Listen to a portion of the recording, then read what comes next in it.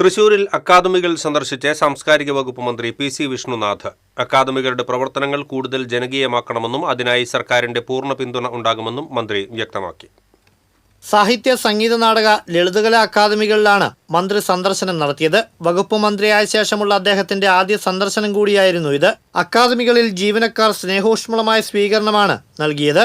അക്കാദമികളുടെ ദൈനംദിന പ്രവൃത്തികൾ, ജീവനക്കാരുടെ ശമ്പള ലഭ്യത, പ്ലാൻ ഫണ്ടിലെ അപര്യാപ്തത, സ്ഥലപരിമിതികൾ എന്നിവ ഉൾപ്പെടെയുള്ള കാര്യങ്ങൾ ജീവനക്കാർ മന്ത്രിയെ ധരിപ്പിച്ചു.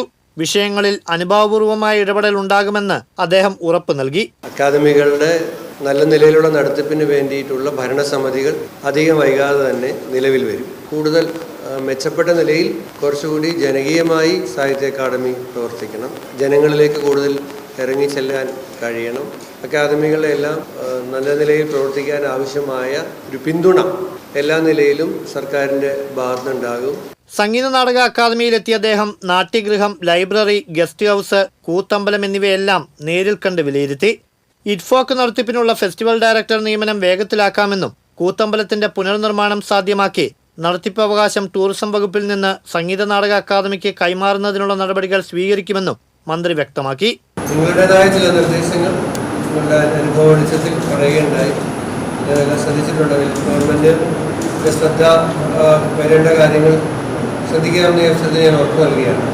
നടൻ സുനിൽ സുഗതയുടെ നേതൃത്വത്തിൽ മുരളി തിയേറ്ററിൽ നടന്ന നാടക പരിശീലനം വീക്ഷിച്ച അദ്ദേഹം സൗഹൃദം പങ്കിട്ട ശേഷം റീജിയണൽ തിയേറ്ററിലെ സംഗീത പരിപാടിയുടെ റിഹേഴ്സൽ സ്ഥലത്തുമെത്തി. മടിക്കാതെ രണ്ടുവരി പാടാനും മന്ത്രി മറന്നില്ല.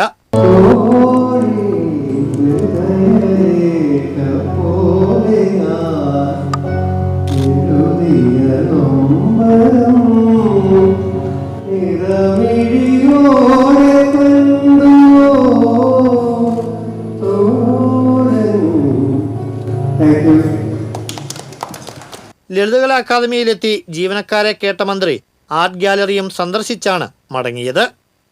TCV തൃശൂർ.